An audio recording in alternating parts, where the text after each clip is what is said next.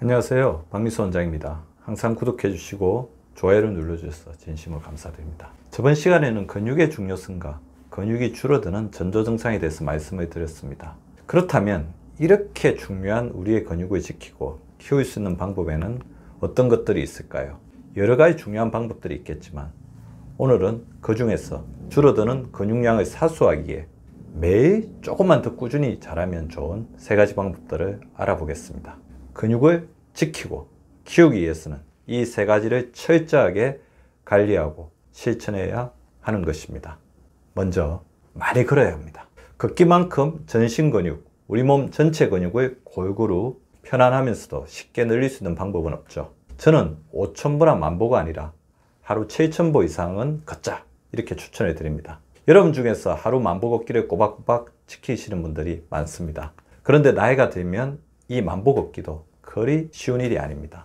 자칫 무리해서 하루 10,000보를 계속 걷다가 대래 근골격계 질환이 심해질 수도 있는 일이니 주의해야 하는 것입니다. 최근 하루에 꼭 10,000보까지 걸어야 하는 것은 아니라는 연구 결과가 발표된 바가 있습니다. 건강 증진 효과를 서로 비교해 보았더니 하루 2,000보에서 3,000보를 걷는 것과 10,000보를 걷는 것 사이에 큰 차이가 없다는 것입니다. 사실 10,000보 걷기는 일본의 전자기기 회사가 1만만의 약자인 만이 사람이 걷는 모습과 비슷하다는 점에 착안해 하루 10,000보를 걸으면 건강해진다는 속설을 마케팅 차원에서 알린 것이 시작이라고 합니다. 하버드대 T.H. 찬 공공보건대 역학 교수팀이 진행한 연구에 따르면 70대 여성 16,741명을 대상으로 걸음수와 건강 상태 간 연관관계를 조사한 결과가 있습니다.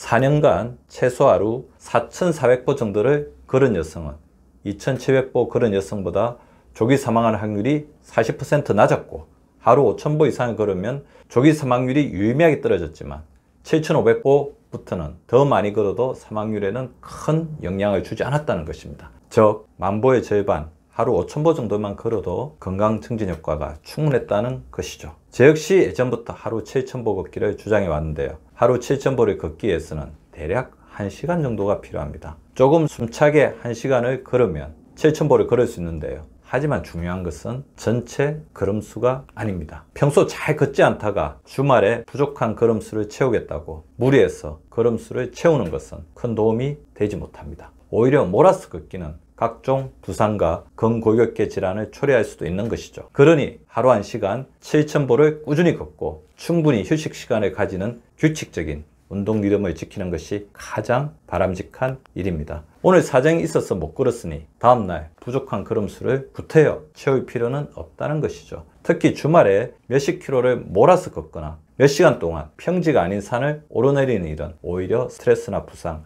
근골격계 질환을 부르는 일이니 항상 주의가 필요합니다. 또 걷기에서 주의해야 할 것은 빨리 걷기입니다. 우리나라 사람들 대부분이 운동도 급하게 해치우려는 습성이 강합니다. 저도 피트니스 센터에서 운동을 하다 보면 자기 몸을 격렬하게 몰아세우는 분들을 가끔 목격하곤 했습니다. 또 공원에서도 짧은 시간에 긴 거리를 주파하기 위해 서두르는 분들을 자주 만나게 됩니다. 이렇게 신체의 리듬과 균형을 무시하고 운동량을 채우는 데만 급급하다 보면 오히려 나쁜 보행 습관이 생기고 근골격계에 무리를 안겨주며 피로와 스트레스를 유발할 수 있습니다. 무리해서 관절과 근육을 사용하기 때문에 운동 효과보다는 신체 손상이 일어나는 일이 될 수 있는 것입니다. 그럼 바르게 걷는 방법을 알아볼까요? 일단 일상적인 걸음보다는 약간 빠르게 리듬을 타며 걷는 것이 좋습니다. 또 걸을 때 혹은 걷고 난 후에 발 부위에 통증을 느낀다면 잘못된 걸음을 걷고 있을 수도 있는 것입니다. 마사이 워킹으로 유명한 아사히족은 하루 40km를 걷고도 관절과 근육에 무리를 느끼지 않는다고 합니다. 평소 꾸준히 걷기 때문에 단련되어서 그럴 수도 있지만 뼈 건강을 유지하는 점프를 자주 하고 바른 걸음걸이 방법을 가졌기 때문이기도 합니다.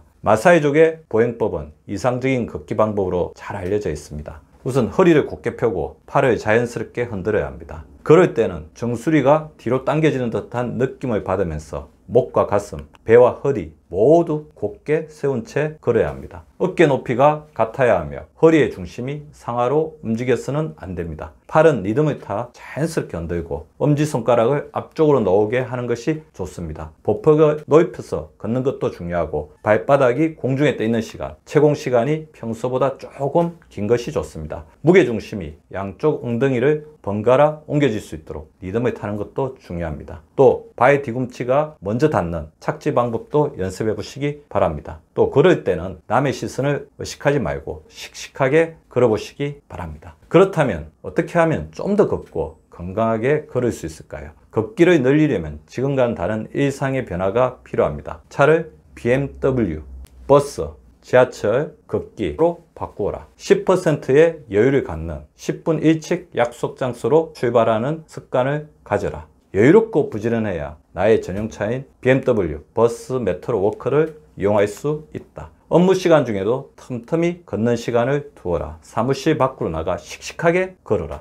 업무 시간 중에도 일어서서 자주 서성거리는 버릇을 들이자. 생활 공간이나 사무 공간을 이동 통로로 만들라. 가장 훌륭한 이동 통로는 계단이다. 5층 이하라면 도보도 이용하고 6층 이하의 계단도 절반은 엘리베이터, 절반은 도보를 이용하기 바란다. 집안에서도 자주 서성거리는 버릇을 들이자. 각종 리모컨을 치워라. 가구를 다시 배치해 움직일 수 있도록 집안의 동선을 확보하라. 집에서로 자주 서서 움직이라. 집에 러닝머신이나 고정 자전거가 있다면 금상첨화이다. 디자인보다는 걷기에 좋은 신발을 구입하라. 근육을 지키고 늘리는 두 번째 방법은 단백질을 충분히 섭취하는 것입니다. 여러 연구에서 단백질 섭취와 근육량 사이에 밀접한 연관이 있는 것이 확인되었습니다. 단백질 섭취량이 1일 권장량 미만인 사람에게서는 더 많은 근육량 감소, 근력 저하가 나타났고 그 밖에도 단백질 부족과 관련된 각종 기능 이상, 호르몬 분비 결핍이 나타나는 것으로 확인되었습니다. 따라서 근육량 감소를 막기 위해서 1일 권장량 이상의 단백질을 규칙적으로 섭취하는 것이 바람직합니다. 또 동물성 단백질, 식물성 단백질을 골고루 충분히 섭취하는 것도 중요합니다. 세계적인 장수마을의 장수노인들의 식습관을 조사해보면 규칙적으로 적당한 육식을 하는 것을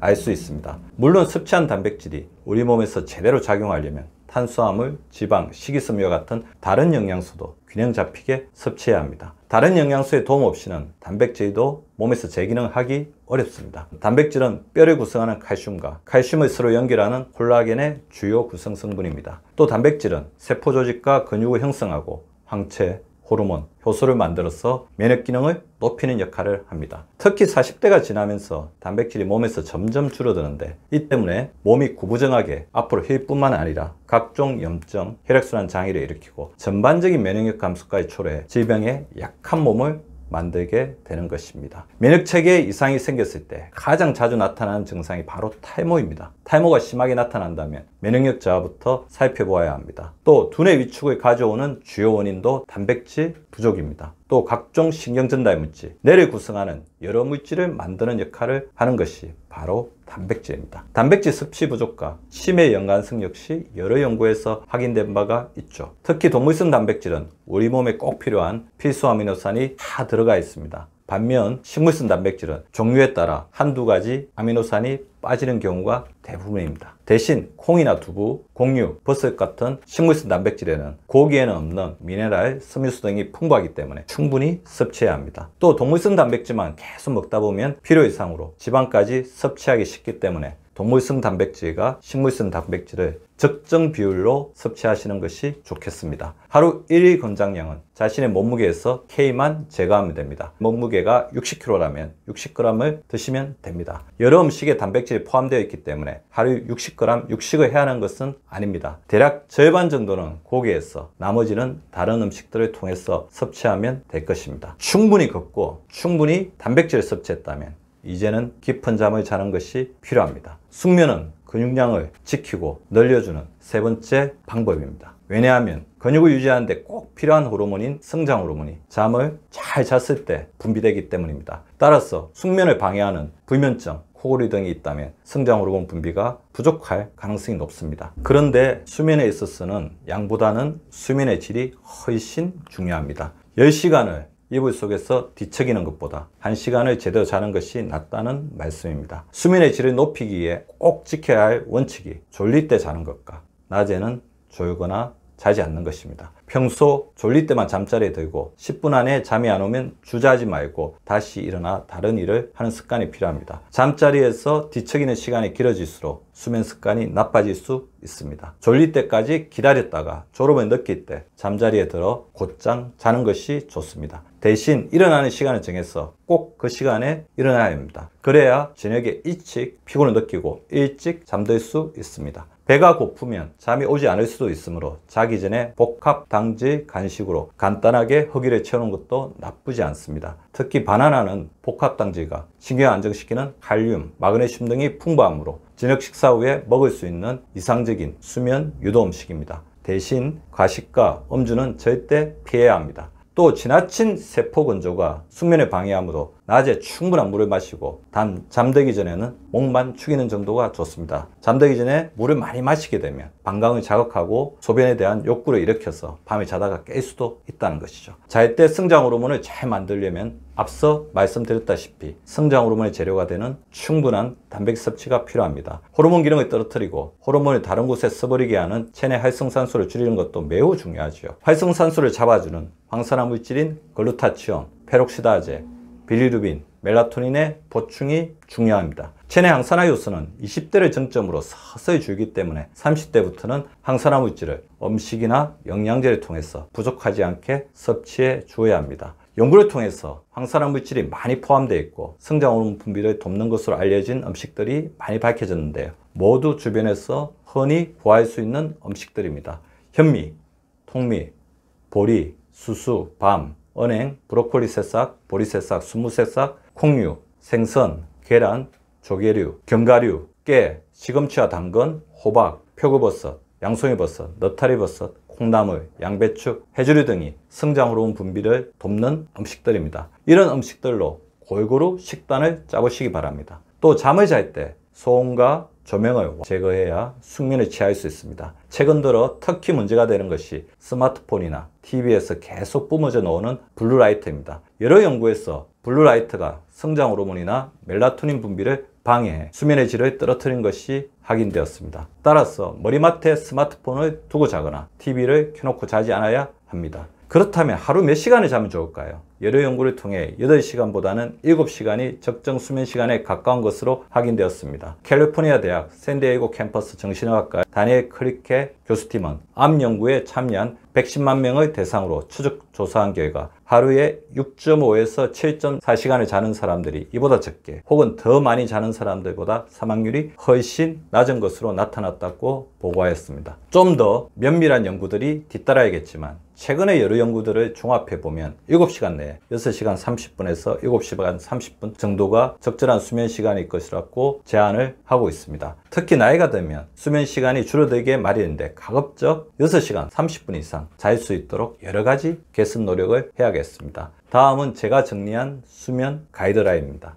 대기오염이 적고 산소가 풍부한 잠자리가 마련되어야 한다. 잠자는 동안 호흡이 잘 이루어져야 한다. 가급적이면 코로 호흡하십시오. 각종 수면의 질을 떨어뜨리는 건강 문제나 주거 문제를 해결해야 한다. 자동차 소음, 잠을 방해하는 각종 야간 조명 등 7시간 내에 적정 수면 시간 동안 숙면을 취하도록 노력한다. 아침에 해가 뜰 때 기상하는 것이 바람직하다. 이를 기준으로 잠드는 시간도 정하는 것이 바람직하다. 숙면하기 가장 좋은 온도는 22도에서 24도이고 습도는 40에서 60%이다. 각종 냉난방기와 가습기 통해 이 조건을 맞추는 것이 좋다. 오늘은 우리 건강에서 너무나 중요한 역할을 담당하는 근육을 지키고 늘리는 가장 중요한 원칙 3가지를 알아보았습니다. 물론 스트레스를 줄이고 규칙적으로 근력 운동을 실천하는 것 역시 대단히 중요합니다. 하지만 혹시 자신의 근육이 계속 줄어들고 있다면 앞서 말씀드린 3가지 걷기 부족, 단백질 섭취 부족, 수면 부족부터 먼저 고쳐보시기 바랍니다. 여러 환자분들을 만나면서 이 3가지만 개선해도 근육이 줄어드는 것이 크게 감소하는 것을 자주 목격할 수 있었습니다. 오늘은 줄어드는 근육량을 사수하기에 매일 조금만 더 꾸준히 잘하면 좋은 3가지 방법을 알아보았습니다. 근육이 생명이요 건강입니다. 하루 7,000보 걷기, 단백질 하루 섭취량 지키기,